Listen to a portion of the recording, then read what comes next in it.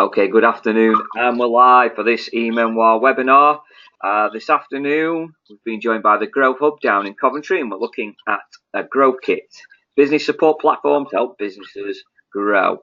We like to keep our sessions as interactive as possible, so feel free to use a question or chat facility at any point throughout the duration of this webinar. If you're watching this on a video recording, again, if you have any questions, you'll have our contact details, and I'd encourage you to get in contact with us and also to share the video with your team. So without further ado, I'll hand over to Beej for the introduction. Good afternoon, and thanks very much, Manik, for the introduction, and welcome to this afternoon's webinar. PAM Education in partnership with the Coventry and Warwickshire LEP Growth Hub. And we're going to be joined this afternoon by three colleagues, Darin, Jeremy and Russ. Darin, would you just introduce yourself briefly? Yes, my name's Darin Tudor, ex-entrepreneur in residence for Coventry University and working with the Growth Hub. Jeremy? Yeah, hi, I'm the commercial manager for the Growth Hub. Been with the business really since inception in November 2014. And Russ? Yeah, hi, I'm Russ Growcott, founder of PAM Education, and really supporting Darin and Jeremy with the introduction of this program, and also ensuring that it has got RQF qualification through Qualify. That's great. Thanks very much for those introductions. And as I said, in the course of the next 40 to 50 minutes, you'll hear from Darin, Jeremy and Russ in a little bit more detail about the GrowthKit and the role of the Growth Hub. I think it's very important this is taken as an opportunity by us, and I know that most of the audience are training providers, colleges, local authority education and training providers. It gives us an opportunity really to understand how to work maybe more strategically with your LEP, particularly the Growth Hub, and of course this might be preparing you for working with a combined authority with devolution. And this is to improve skills and productivity in your area, better understanding of industry and commerce, and I think also to promote new businesses, particularly from your existing and possibly future students. With that in mind, then, this is the agenda that we're going to cover today.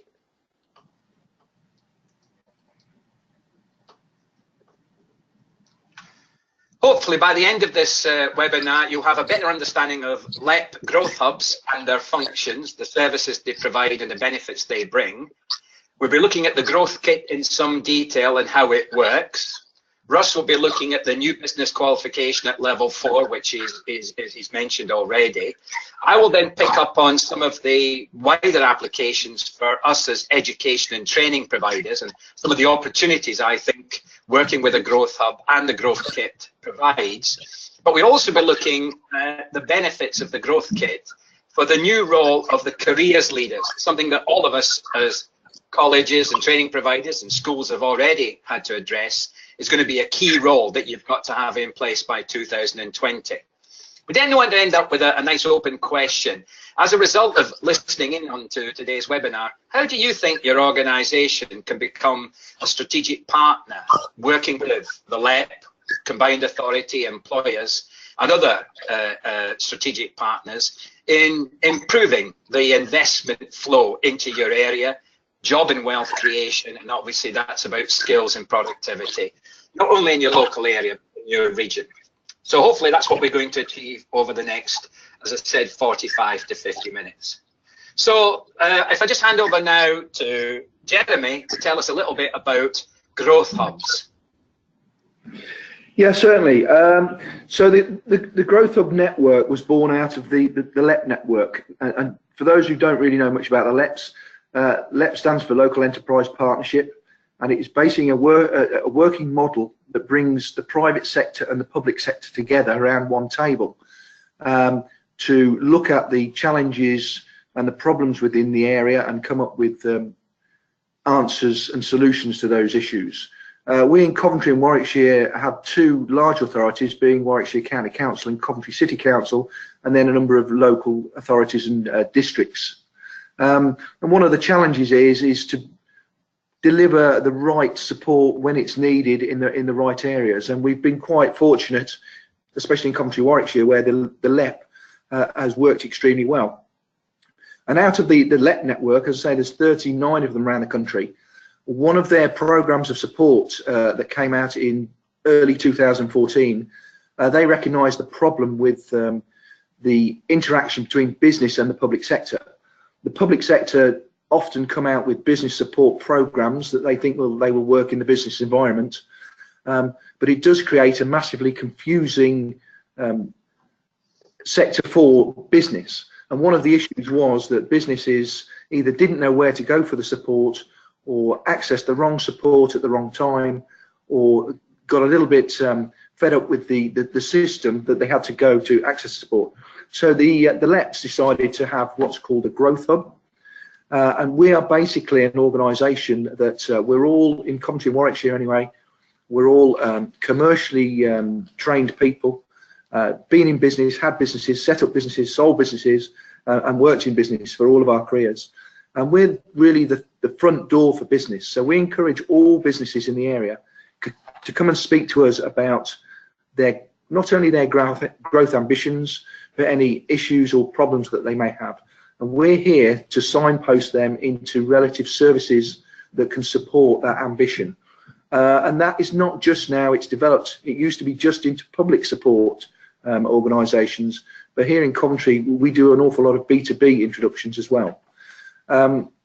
So that's really the purpose of the Growth Hub. So we're kind of the front door for business, an organisation that hides the wiring for all of the business support services available, and make sure that the businesses access the right support when it's needed.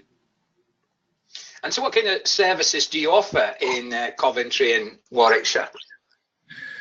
Well, in Coventry and Warwickshire, we have a whole breadth of services, everything from access to finance, to skills for growth programs where they're upskilling workforces, through to there's an awful lot of innovation funding and advice available through the public sector. But we're also dealing with supply chain issues for the likes of JLR and Aston Martin in our region. And we're here to, as I say, offer a really broad product portfolio of services to make sure that we can find a home and a solution for 9 out of 10 problems. And we've been extremely successful in that. I won't claim it's all down to the Growth Hub, but Coventry and Warwickshire is the fastest growing area in the country nowadays, and we're outstripping most of the other regions. So we're pretty well ahead of the curve. And as I say, we're just trying to deliver added value, inward investment, a whole remit of services, too many to list right now, but I would suggest that any business out there would certainly connect with their Growth Hub. And I mean, that's obviously also very much involved in developing the research and development function inside the business world. Yes. And obviously what we've done in Coventry and Warwickshire, a Growth Hub is usually funded via money from central government and local authorities. And we decided some time ago that there's an awful lot of other services that we could perhaps offer that we could actually commercialise, not affecting the ethos of the Growth Hub, which is ultimately free impartial advice, because we obviously have one eye on the landscape of support from the local authorities and government. We've all been through the system, regional development agencies and Business Link, and we feel that we're here to stay. So we've also launched a commercial arm, which is Growth Hub Business Solutions, and we're looking at developing different programs of support which also help businesses grow and answer some of those difficult questions that need to be answered and provide some good solutions. And one of the areas of support that we're looking at now, obviously via the GrowthKit, is in Coventry and Warwickshire we have quite a high percentage of new start businesses. And obviously as a national, it's a bit of a national problem, because a lot of those businesses, new start businesses, will fail within the first 2 years.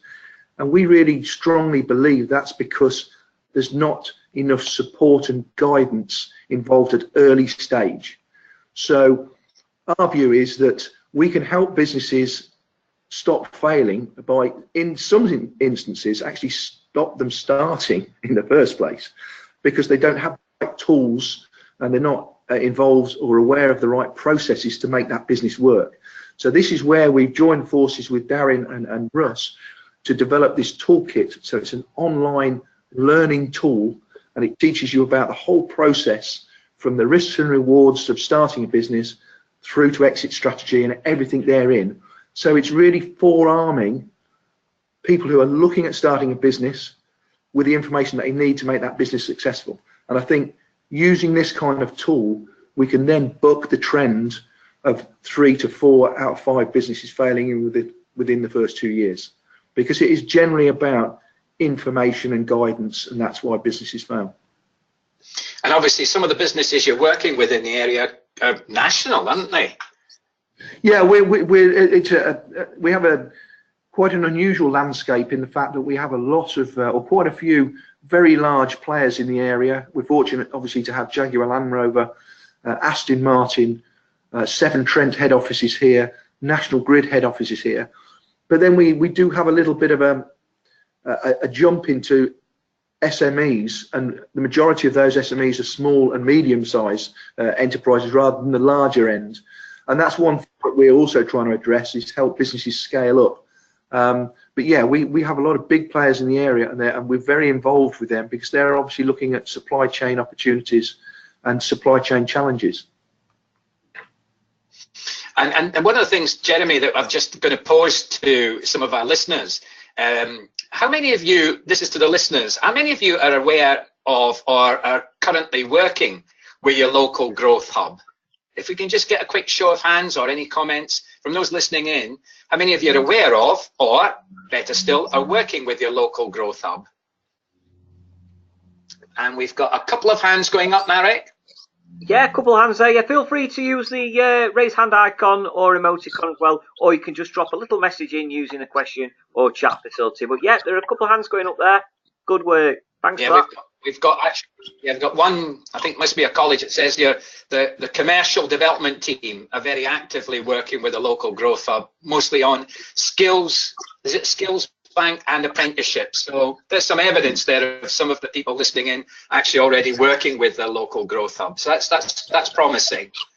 Yeah, and I think it's a really key fact as well that all of these organisations do work with their local growth hubs, because again, in Coventry and Warwickshire, we have strong relationships with universities and colleges because we have quite a large skills gap, and that's something we'll need to work together to see if we can find a solution.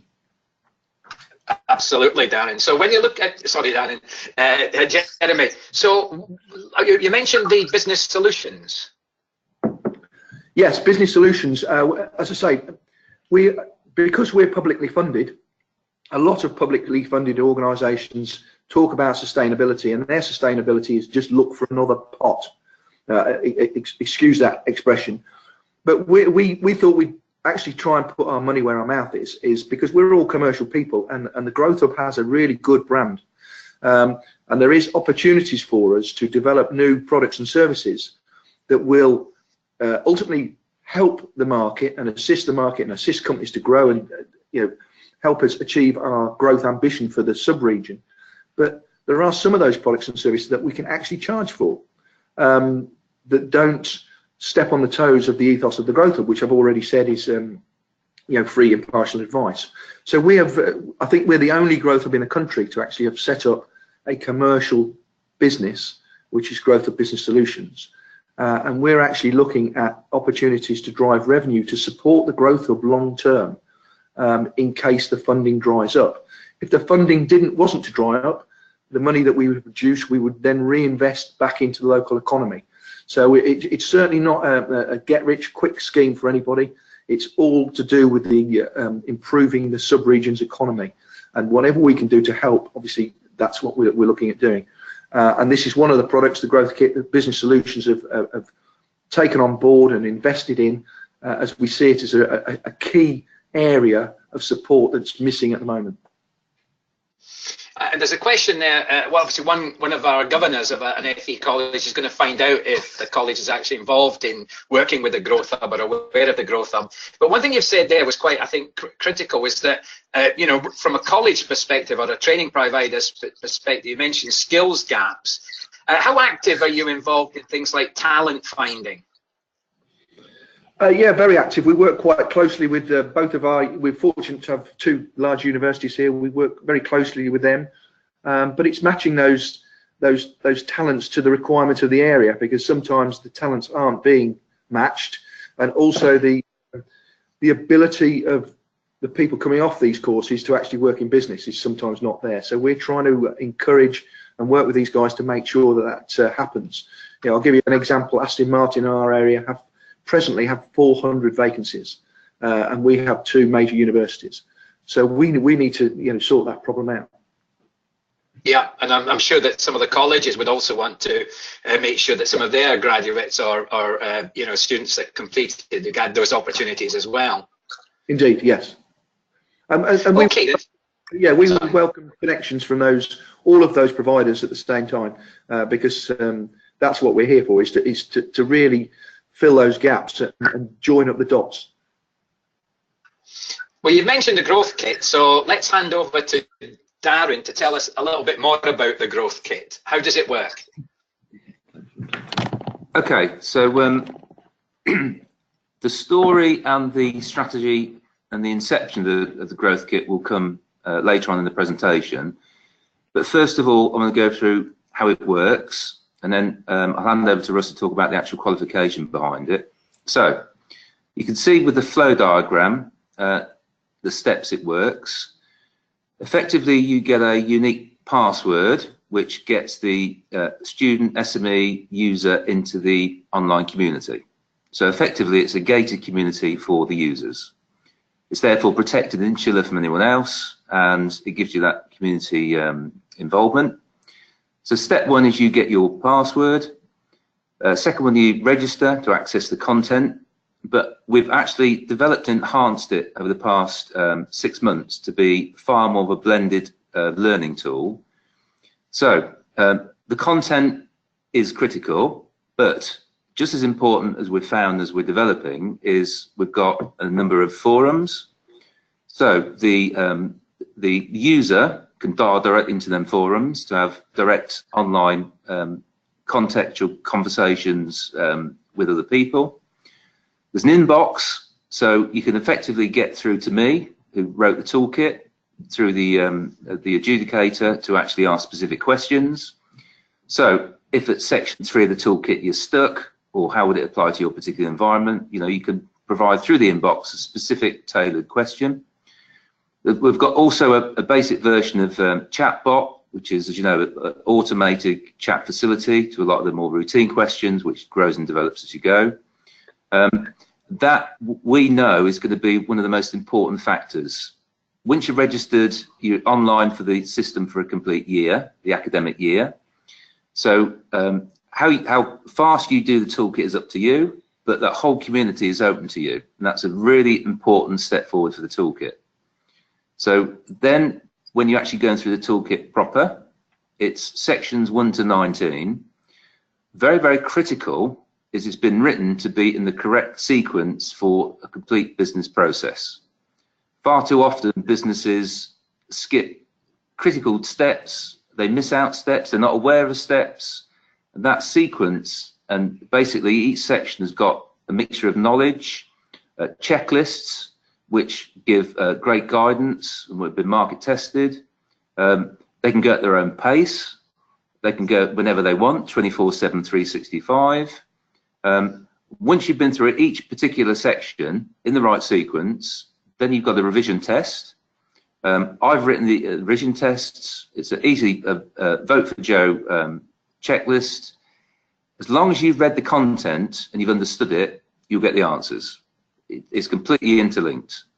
Then, because it's electronic, you can then trigger to go to the next section. You can't miss sections out because the sequence is so critical. There's also a video session which is relevant to that section. So you've got a human interaction to see people talking and teaching about that particular discipline. So you go through the whole 19 steps. You get a great amount of embodied learning from it. And all the way through those 19 steps, going back to step 1, you've got that access to other people, access to the inbox. The whole thing all slides together. Also, we've got a series of webinars which we'll be doing. I'll come on to that at the end of the step. Once you've completed all of the 19 steps, then there's a load of templates at the end of the section. Now these sections, once you've learnt the knowledge through steps 1 to 19, you've then got a template for a business plan. You've got a template which has all got formulas embedded within it for an Excel spreadsheet for a cash flow forecast, plus an example. You've got a whole section of downloadable information to overviews to sell your business with an example. It's all in PowerPoint, so you can just change it. It really is a complete kit to start a business. And what that allows is for you to concentrate on your idea and learn the knowledge. So once that's done, then you submit the finished business plan to Russ, and I'll hand over to him now to talk through the actual qualification process and what you receive, providing you're successful. Thanks very much, Darin. So Russ, leading to a qualification. Yes. As I've explained, PAM Education works closely with an Ofqual awarding body called Qualify, and with the qualifications that we put a name to and link to, it's really important to us that they're developed in a way that is realistic for today's learner. Now, most of the programs that we support are delivered in a real context, so the learner doesn't just get the qualification, as in the case here, the production of the business plan, which they're assessed on, is an actual document they could then take to their local bank manager, and it would give that bank manager ample evidence that this person was fit to perhaps loan money to, or to perhaps to support on a wider scale of starting the business. In the same way as the content that is produced from the learning can be used for many other things. But equally important in terms of how the qualification was written, we wanted to include a lot of life skills that young people need today, and we've found that a very great deal of interest. Our company is very closely linked to the sports industry, and we've got a lot of interest from organisations that feel they want to give this qualification to people they're employing as a means of seeing if they want to progress from level 3 to level 4, as the case here, but then eventually to do higher level degree programs. And we're finding that a lot of professional sports organisations see this as an invaluable tool. And it was incredibly interesting because we spoke to a lot of say sports professionals and coaches, and quite frankly, some of these people were earning a lot of money and didn't know the difference between a credit and a debit card. And from that point of view, when we spoke to Darin and started to develop the qualification, we wanted to make sure that these basic skills were needed. And then again, talking to the colleges themselves and universities, we found that the basic skills that the young people would develop in doing this qualification were absolutely vital skills to their whole career development. So it very quickly became to us a product that we really wanted to support and develop. We wanted it to be available as a regulated qualification on the RQF, which it is now. It is officially the level 4 certificate in developing a new business plan, which is included as part of the Growth Kit. And it's blended learning. There's a webinar tutorial support on a weekly basis, as well as the online support. And in speaking to several colleges, they've also expressed an interest in providing general support on a weekly basis, perhaps as part of tutorial, but also they've expressed an interest in using the qualification as proof of progressing level 3 learners within the level 3 program onto level 4 qualifications. And that obviously can be done because it's been regulated as 60 GLH 200 TQT. Sorry, Russ, there's a question there. In fact, you've just answered the question. What is the total qualification time? Just tell us again. It's 200 TQT, yeah. Of which the guided learning is? 60. Right, that answers one of the questions, because one of the people, that was the question they were asking. The other question, just before, when Darin was just finishing off and handing over to you, was, can this also be used, the question about, can it be used by apprentices who might be thinking about going for a higher apprenticeship while at work? Absolutely, that's one of the key factors that it was designed into, and we specifically arranged for it. It was originally discussed as being a level 5 qualification, but when it came to the writing of the specification, one of the key things was it be level 4, so that it would actually be suitable for a level 3 apprentice to go on to the higher levels. Yes. Okay then, and if we can just kind of hand back to Darin for a minute, how did this all come about, Darin?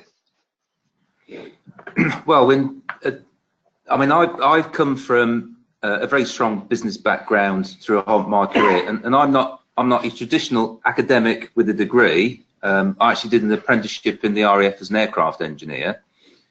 So I came out of the RAF 28 years ago. The thick of my career, I worked for venture capitalists. If anyone's been involved with venture capitalists, they're the most fantastic and worst bosses in the world to have, because it's all about delivery.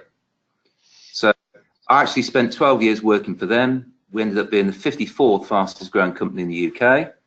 And from that, I amassed a huge amount of scar tissue and knowledge about the real world.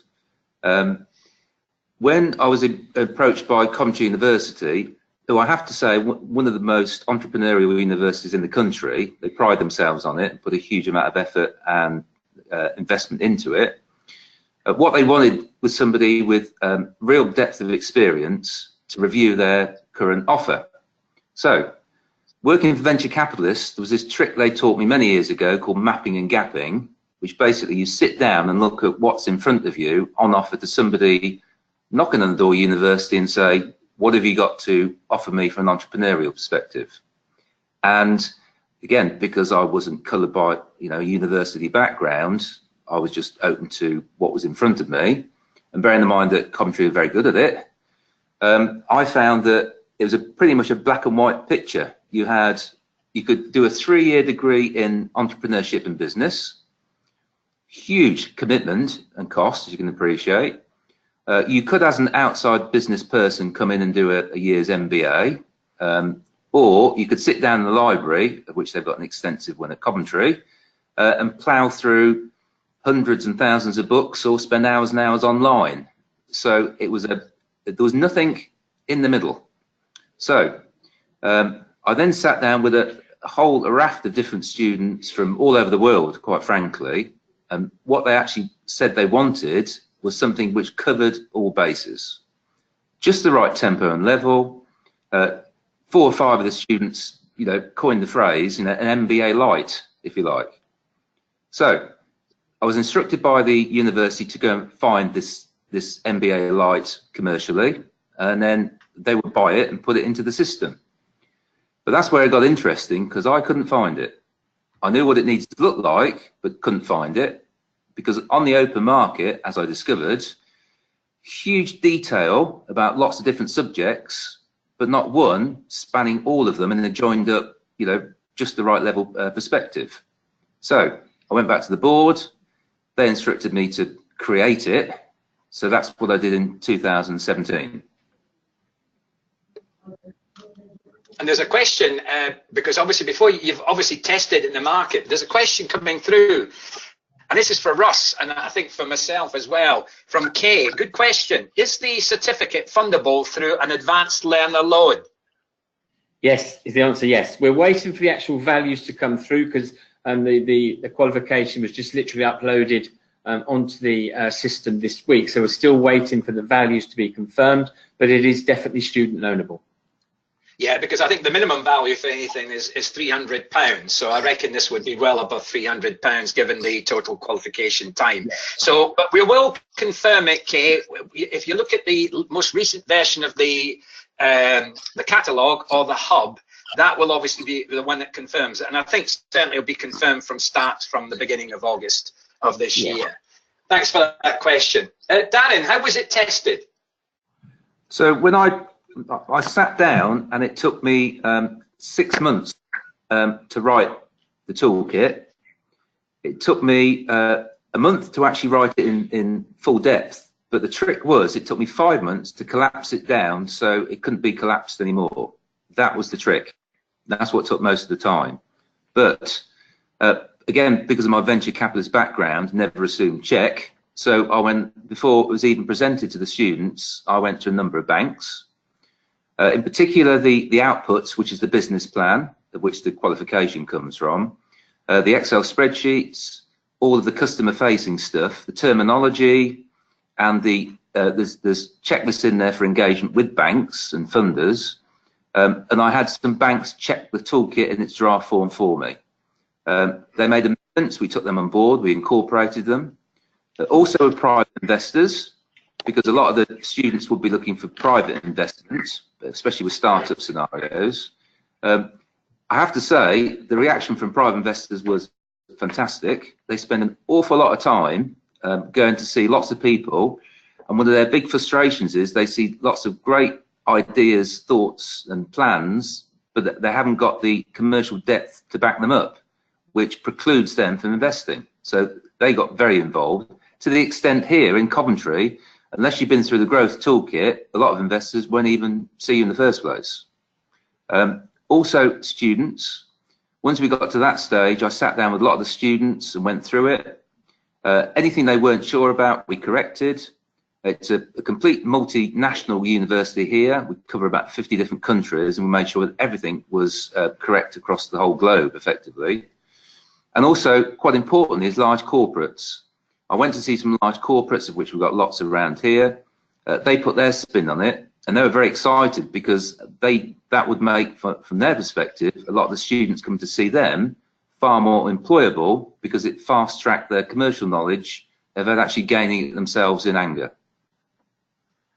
I think that's really useful, because I think from the point of view of our students, whether they be 16, 18-year-olds, 21-year-olds or older, it's about how they learn to present themselves effectively to employers. And obviously the Growth Toolkit, or the Growth Kit, gets them to really think about the appropriateness of their language. It does. And just one really beautiful example is that, you know, and this was designed to be a litmus test. You know, not all people going through the Growth Kit at university level go on to start their own business, but they use it as a learning tool. One student actually went for an interview.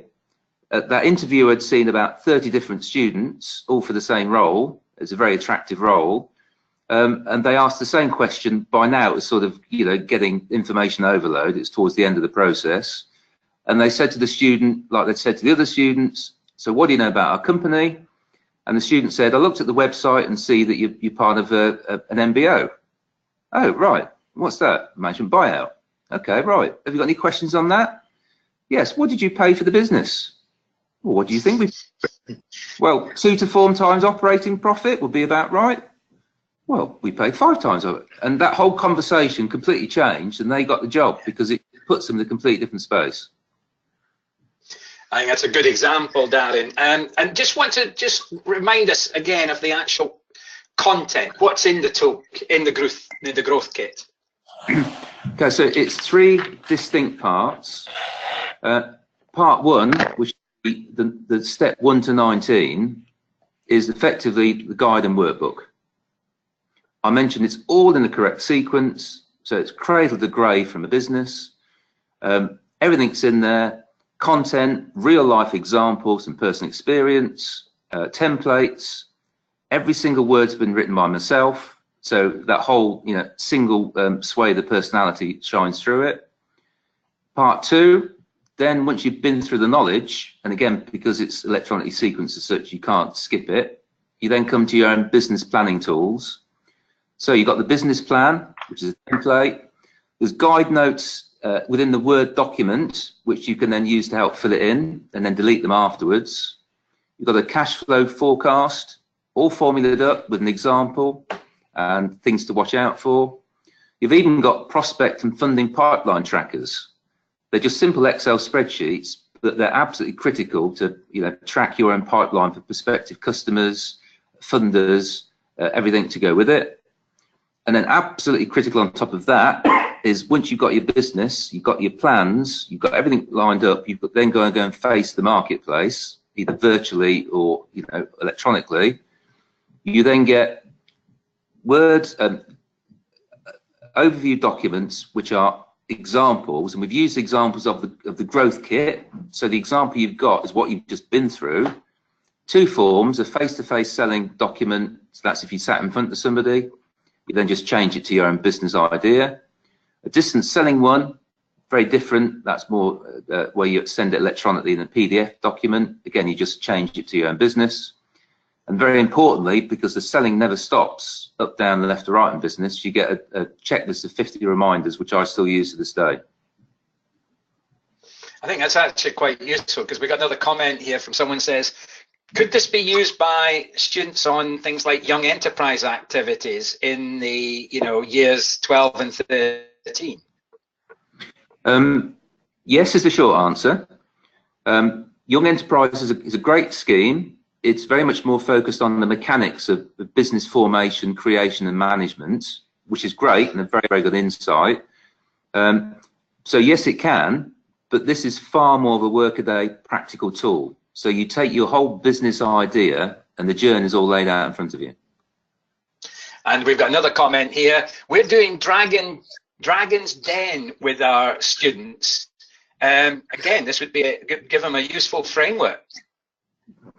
Absolutely critical. In fact, some of the large employers around here, they have Dragon's Den type facilities internally. So as an example, there's entrepreneur schemes. So if you recognise a market opportunity as an employee, you can then pitch to the board. And interestingly, a lot of the employees fail because their scheme's very good and well thought through from a practical point of view, but quite rightly, the employers who they work for need to know they've got a complete commercial grounding and picture on the commercially attractiveness, and they fail because of that point. So there are actually now a lot of the employers now saying we need this growth kit as part of our entrepreneurial activity to make sure when they present to the board. And by the way, the ramifications that are immense. They have got work streams where they can take them out of, give them the business idea they've created, give them teams, funding, the whole lot, and they could end up, being divisional directors almost. So that's just an acid test of how that could work. And yeah, we've just in part you've answered. Who's it for? Yeah, obviously, early seed stage development business startups, anyone who's looking to sort of develop their own idea. But just as equally, it's been written for growing businesses. A lot of the students, as an example, are running their own business for 2 to 3 years beforehand. And that's the way, and they need to be brought back on track. And a big common comment on that is that a lot of them have been going 2 years and actually haven't even properly market tested their product. So the sequence of this takes you right back to get to that stage before you get anywhere near it. Mature businesses. Just before you move on, Darin, it goes back to what you just said. We got another comment here. I think I've understood the question. Could this be used to develop within a college the commercial team and make sure that they only present ideas that are viable and feasible? Perfect is the short answer. I've got some comments afterwards which actually develop that idea on a practical level even further, if I may. Okay, yeah. Sorry. So the other thing was, I've mentioned mature businesses. It's a byproduct of a lot of the SMEs I get involved with. I'm on the FSB National Enterprise and Innovation Committee. A lot of the young generation SMEs, sons and daughters, actually got other jobs in the city and they don't want the business involvement. So lots of senior and mature business are looking for exit strategies. That's all covered within the growth kit, and that's very important for them. And also funding growth. We know lots of businesses who've got £1 million order, but they haven't got the cash to supply it. So the growth kit's perfect for that, even though you've been trading 20 years. I've mentioned the large corporates and now their drive to encourage, entrepreneurship within their cultures. And it's a universal application. It hasn't been written B2B, B2C. It covers all businesses, practices, all industries. That's why it took so long. It had to cover the complete palette and spectrum. So what do you see then, Darin, as some of the benefits, or what do your customers see as the benefits? There's a huge benefit of direction. I mean, you can only, somebody looking to explore the world of business in whatever shape, whether it's practically or for their own ends, they need to have that direction. And the beauty about the internet-based version is you've got that complete condensed package 24/7, 365. That's been very important for the students who are, hugely committed with their own commitments for their own exam results, finding employment, finding universities, so they can go at their own pace. That works very, very well. You've got all the templates in there, so everything's in place. A very, very important thing, which a lot of people don't always realise, is credibility and confidence. Just as a real life example, Stratford upon Avon School and Kenilworth School, which is near here, took the GrowthKit and give it to a team of their, just been through the Young Enterprise Scheme, in fact, as a next logical step in their view. And we had the teachers here, in fact, they were amazed by their students in the business classes talking almost a different language. It was the language of business. And that only came from understanding it in context from the GrowthKit. And they said the confidence that gave the students was incredible. Funding's critical. No matter what stage of the business journey you are, you need to understand the funding foibles, and that's all clearly mapped out. The real attractive thing is this complete kit allows you, the student, the SME, whoever it is, to focus very much more on their idea, whether it's a product or service. People run aground because they're more interested in the idea as opposed to the mechanics of building everything around it. This delivers that, so you can focus more on that. Solid foundations, it just gives all the outputs done, dusted, you don't have to think about it. The argument is all this stuff is online. Well, that's true, but it's in 1,000 different places, and you don't know what you're looking for. So it could take you 20 years of your life to try and get it and all collate it. But the big thing I will just state, it is self-delivery. This gives you everything you need to do to put your own business idea, thoughts and ideas into it. But it's self-delivery. I think there's some key things you've mentioned there. We've got a comment, I think, from Sue Hill. She says, is this similar to the Entrepreneur Circle and the Achieve 365 program? No, completely different. This is everything you need to do to run your own operation and business. That's very much more focused on specific disciplines. Around the country, there's hundreds and hundreds of specific, e-Memoir tools, but nothing that I've found to date puts it all in one package.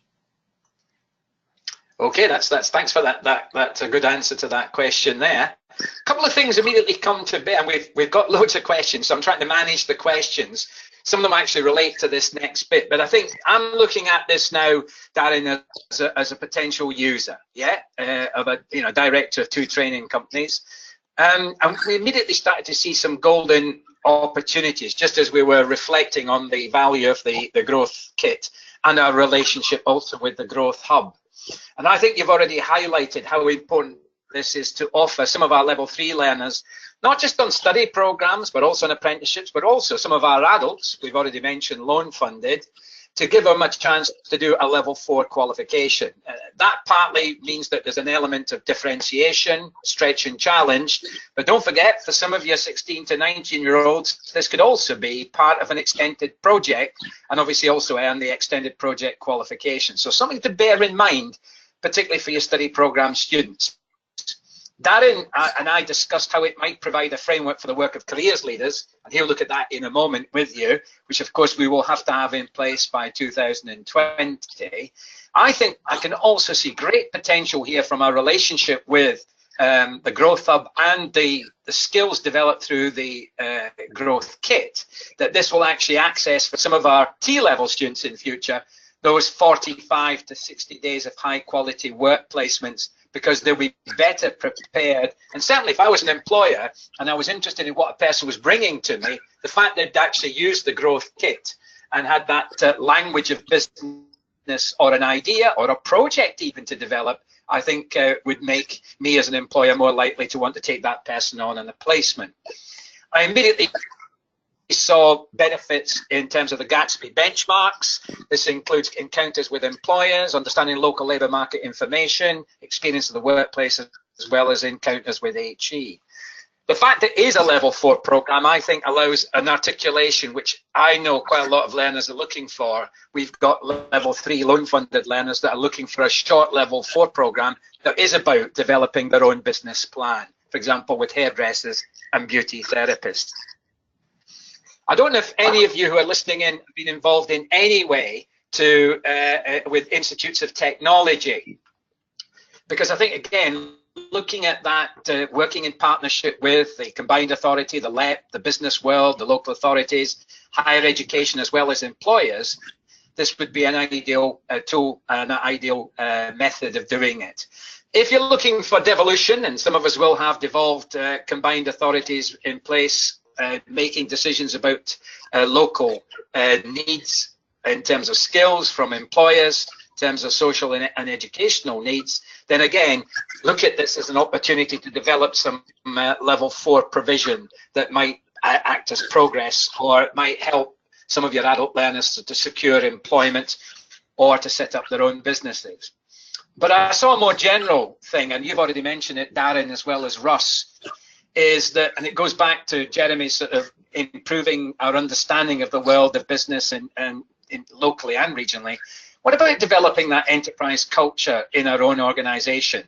I mean, as colleges, as training providers, we're always seeking to diversify sources of funding. Could this be part of our internal development of our own staff or our own students as part of a commercial strategy? And I certainly see this as providing a framework for enterprise activities. But one of the things is that, is this in any way conflicting with what the area's Growth Hub might be doing? I mean, Jeremy, do you have any thoughts, or do you see this as being supportive of the work that you're doing in the LEP? Oh no, this is completely supportive, because as far as we're concerned, this is a real gap in the business support and structure that we've got here. There's no information or tools really available for this sector of the market.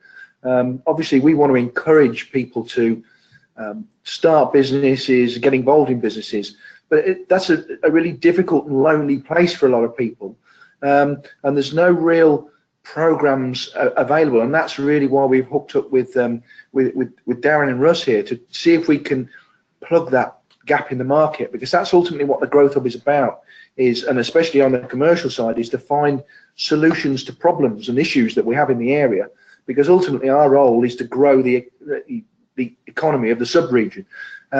So if we can get more entrepreneurial people with the process of business, and they've learned that process, we're going to get more successful businesses, and then those businesses can go on to grow even further, and it just generates a whole new economy within the region, and that's what we're here to support. And then of course we can add on, because we're involved with that business and they've gone through the process, we can add in all of the other business support processes to help them get actually where they want to go.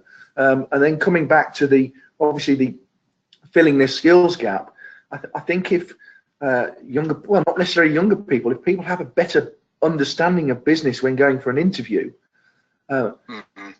people who are employing will look at them in a completely different light, because it's one of the biggest complaints we get from business is the fact that a lot of people coming for these jobs don't actually understand business in any form whatsoever, and I think this Growth Kit can help in that area dramatically as well. I think it's a good point, Darin, and hopefully that answers Kay's question. I don't think there's any sort of conflict between the targets and sort of things that the Growth Hub's trying to achieve, because as you said, Jeremy, it's not just about setting up businesses, it's about giving young people and adults, particularly adults who've been out of work, a better chance of actually securing a good quality job with skills training to come with it, which is obviously going to improve productivity. So we see it in that broader light as well. And it's good also that one of you has got an IoT bid in, and hopefully you're doing that in association with all those partners we talked about. But there is one thing that I think we should all be aware of, and that's this new role that we're expecting to see in place in training providers and colleges by 2020. Darin, you looked at the careers leader sort of job roles, and you've matched it to some of the things that you think the Growth Kit can bring. Do you want to just take us through that? Yes, I have. I mean, as I mentioned, I'm working very closely with Stratford-on-Avon School and Kenilworth High School and Sixth Form on this whole topic. That's given me a very privileged and wonderful insight into the challenges they face real world. And apart from all the time constraints and everything else which we'll know and aware of, they brought to my attention, both of them, this Careers Leaders Challenge, which, as you know, originally initially kicks off in September. And I took all of the documents, about a quarter of an inch worth of documents, read through them all and matched it, because I know the Growth Kit so well, and put together some notes which are in front of us, just to sort of highlight how that would fit with the core responsibilities and roles of the career leaders. So what as a career leader, this is where my perspective was, if I had access to the Growth Kit, what would it give me as a careers leader? Okay, so secure, local authority backed conduit into the business environment, very important for schools, of course. And it's got the credibility of the local authority behind it, and the security of this intranet-based mechanism. Business insight, blended learning, training, and a business qualification. On that point, as an example, real-life example, is that some of the students at Stratford trying to get into Bristol University. At the moment, certain qualification, certain courses need 3 A's. Actually, with a business qualification, they're saying that you can get in with 2 A's and a B, as example. So they're recognising that commitment to development, and therefore slightly altering the barriers to entry. Very important, this direct access to the local business community. It won't just be students in this community, it will be all the businesses in the locale. Direct link with the LEP. Sorry, I missed a bit. Posting opportunities, a very important element. Careers fairs, apprenticeships, business engagement. As we know, apprenticeships, looks as if it's going to be legislated for that companies are going to have apprenticeships, because the way it's been managed at the moment is not really working. What a great conduit to have the student community directly into the posting opportunities and understanding what they want.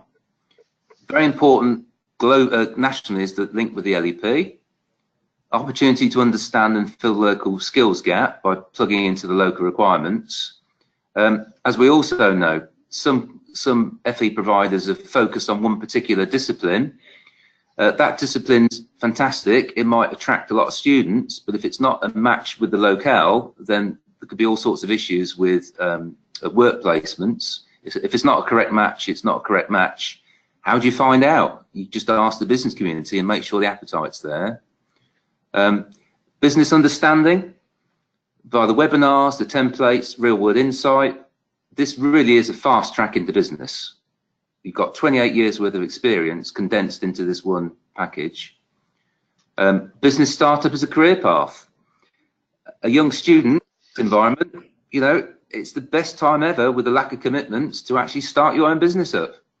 But of course, if it's not for you, it's also a filter mechanism as well. I've mentioned a real life example in our previous dialogue. It makes students more employable. Each education and training provider must provide meaning engagement with business, and whilst that's not been scoped fully, this very clearly demonstrates that. I would challenge. And then an interesting important thing which came out of the conversation with Stratford-on-Avon only yesterday is they're viewing it as an important tool towards their extended project qualifications, the EPQs. And going back to the question which was posed about could this be used for the staff, they're quite excited on the fact that they can use it for school events. You use the open day, the school sports day, the Christmas fair, the prom, to actually has as a business environment with a proper end environment to actually do it again. They get lots of boxes of chocolates from a lot of the staff who had to drive this themselves, but to put the students supervised by the staff and give them a real life project, which is the school prom. And you can imagine it negotiating proper discounts with local stores and, you know, increased buying power. And, you know, that would be an incredible case study for real life business environment, fulfilling a purpose. And you can imagine how that would enhance the CVs of students incredibly. I think that's really useful comment to make, by the way, about the fact that when you talk to a school, a college, or a training provider, they all see different perspectives. I think one of the things certainly that Kay's flagged up, that I think that she's working with SEMLEP, the South East Midlands Local Enterprise Partnership. They've got a very active hub. So she thinks that her organisation, which is a college, will certainly be looking at this and working with the hub to develop some of those ideas further. I think there's been really useful questions, and can I thank Jeremy, Darin and Russ for their inputs during the course of the last 50 or so minutes. Just a couple of things to finish off with, and I think, you know, there are opportunities to contact Jeremy particularly in terms of the work being done in the Coventry and Warwickshire Growth Hub. But also, for those of you that are listening in, we will, along with the slides, send you details of Darin's contact details and also Russ's at PAM Education. But I think I just want to leave you with maybe a key question, which I think to some extent Kay's already answered from her organisation, is whether you're a college, training provider, local authority, or an HE provider, how do you think you can position your organisation to become a strategic partner using the Growth Hub, using the GrowthKit, and maybe other things that you might want to do in terms of developing a better understanding of the world of work, the world of enterprise, but also so you become an active partner in actually drawing in investment to your area, developing and creating jobs, and also wealth in your local area and region. And I always look at it this way. As a former senior manager in an FE college and currently as a governor of a college, I'd love to be quoted in dispatches, say in Sheffield City region or North East Arbor, saying that we, as a result of what we were doing, we attracted, you know, a multinational firm that set up in our area with 1,200 high quality jobs. And the reason they came was because they knew who the college was, or they knew who the training provider was, and they knew they were a key partner in bringing investment into the area. I think that's a challenge for all of us, and how you use and how you rise to that challenge, hopefully knowing a little bit more about the work of the Growth Hub and knowing about the GrowthKit will start to get you thinking about how you might do that within your own organisation. So thanks very much to our presenters today. Have you any final comments at all, Jeremy, Darin and Russ? No, just to reiterate what you've said, you know, get in touch, get involved with the Growth Hub and your local business community, and use this tool to promote your services, and let's all see if we can make our areas the best that they can be. That's great. Thanks, Jeremy. Darin? No, well, I've very much partnered with the Growth Hub on this whole GrowthKit. I'm passionate about passing on all my experience to people who've not gone before it. It's all bought and paid for. It's all been put there. We actually calculated that the cost of the creation of this, with the qualification, with putting it all online, everything, was about £70,000. So that's accessible, and we want just as many people as we can do it as possible. And one footnote, which I'm very, very proud to say, is that Coventry University last year, one of the students went through the GrowthKit, and this year they won the Young Entrepreneur of the Year award for the whole of the East Midlands for 2018. Oh, that's good. That's a good commendation, isn't it? Thank you, Darin. Russ, any final words? Yeah, just really to say that we see this as very much part of really important skills that young people are not really gaining through the system at the moment. And you know, having sort of interviewed many young people for jobs, the key business acumen and sense is not there. And I think what we're looking to do is to be able to, and I think what this does is create realistic pathways for young people that really say it how it is. And it's, you know, they get so much misinformation. You know, at the moment, young people think they can earn, you know, 100,000 a year for doing some interviews on YouTube and so much more from social media, and they see that as being realistic, and it's not. And what this does is it creates a real picture of what it takes to be successful in business for 999,000 people out of 1 million. And at the moment, they tend to look at the 1 in 1 million and think that they can copy that. And for us, that's why this is so important. Thanks very much for those final comments. And got just a final point here from one of the audience. We've got certainly from one of the governors. Thanks very much, Gordon. Really interesting, and we'll follow up in my own college. Just a comment that I think relates to much of what we were talking about in the course of the last hour is this is about also developing an attitude and an aptitude for the world of work. So I think it's those more generic, those skills that sometimes we don't develop enough, Russ, that this is actually really, really helpful. And it's not just for young students. I'm thinking about adults who've been out of work or adults who want to change their career direction, as well as apprentices. So thanks very much for today. Have we got any more comments or questions, Mary? Any final comments or questions from attendees? And again, just for anyone who's watching this on the video recording, obviously we recommend that you share this with your colleagues. But if you've got any questions or thoughts as well from this webinar, as you can see on this final slide, you can see the contact details, and I would encourage you to get in touch. Any final questions before I close it down? No, I'll stop the recording at this point. Yeah?